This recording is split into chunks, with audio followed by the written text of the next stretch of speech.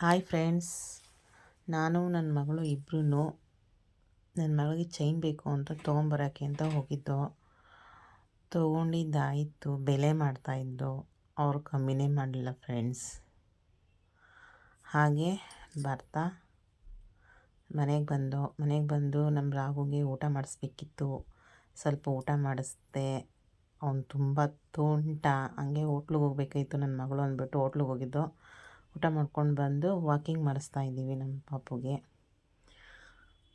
ಅವನು ಒಂದು ಕಡೆ ನಿಲ್ತಾನೇ ಇಲ್ಲ.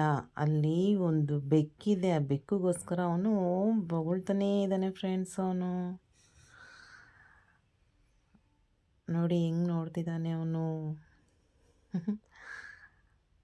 ಇಷ್ಟೇ ಫ್ರೆಂಡ್ಸ್, ಇವತ್ತಿನ ದಿವಸ ತುಂಬ ಚೆನ್ನಾಗಿತ್ತು.